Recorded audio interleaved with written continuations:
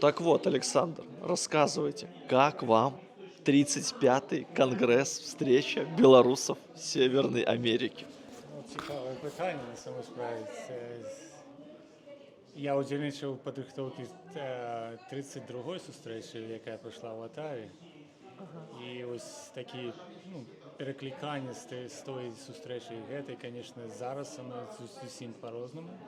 Таму што мы в некаторай ступені адчыніліся свету, больш зараз уже ведаюць. Я думаю, што тады калі браць 20 год, магчыма, ніхто і не ведаў, што ёсць ЗБК, што ёсць база і ўсе астатнія арганізацыі, якія існуюць тут уже столькі гадоў.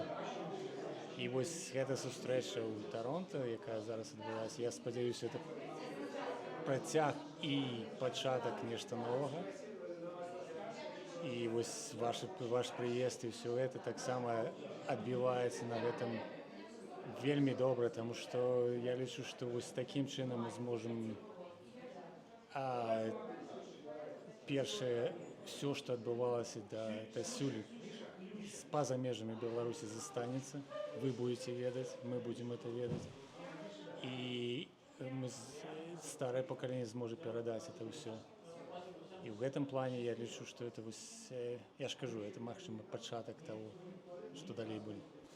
А, окей, тогда такой вопросик. А что вам наиболее удивило? То есть, в чем качественно продвинулась вот эта встреча по организации, по людям, по фидбэку какому-то? Что вот прям зацепило? Ну, по организации тяжко сказать, потому что все ж таки я изнутри был, потому что мне тяжко як сказать так. Я чуў вельмі добрыя ўражанні ад гэтага, то есть я ганаруся тым, што я ўдзельнічаў у распрацоўку ўсё гэтага, і вось на гэтае пытанне не магу адказаць. А ўвогуле тое, што вось той пачуцце, што мы зноў як бы...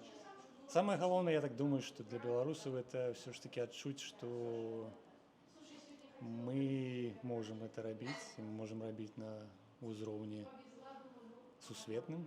Вось гэта галоўнае, я думаю. І вось тое, што зараз адбываецца, што в некаторай ступені бізнес пачынае таксама адчуваць, што гэта ім патрэбна таксама.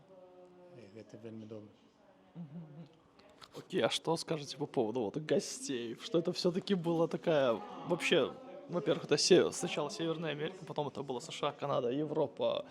Какой вот от этого вайб? Какие эмоции, какие впечатления все это вызывает? Потому что, я так понимаю, в 20-м не было такого размаха. Ну, в 20-м годзе, па-перше, не было магчымасці сабрацца. Это першае. У 16-м годзе, калі было это в Атаве, это было... Былі госці з Еўропы таксама, але ж это быў больш як бы такі паменшы памер і больш акадэмічны, я так сказал. А тут больше вось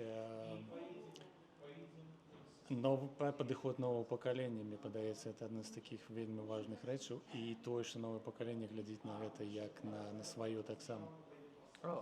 Можете детализировать, как вы это прочувствовали?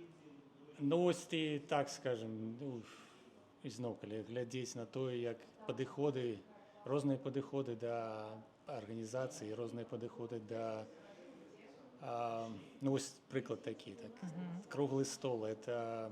Я так думаю, что это все ж таки больше новый подход, чем это было там 10-15 годов тому. Я казав про академічний підход, це як коли робиться великий доклад, потім це трошки обмірковується і так далі. А ось така більш жива відносини поміж людей, як більше якби і розмови, чим якби слухання одного чоловіка, це, я лічу, це так само, це крок наперед на будущее, так скажем. Что дальше ждать? Чего ждать? Какие выводы, итоги? Ну, итоги рано подводить, так скажем. Это, я уже казав, это початок. И мне вельми хочется, как, по-перше, новые люди не забывали, не столько нават не забывали, сколько доведались про то, что Беларусь заўсёды існавала. Нават, як я напісаў, што калі Беларусь ёсць хаця б у адным сэрцы, і яна будзе існаваць. І вось гэта вось частка, што беларусы, якія па-за межамі Беларусі, яны застаюцца беларусамі.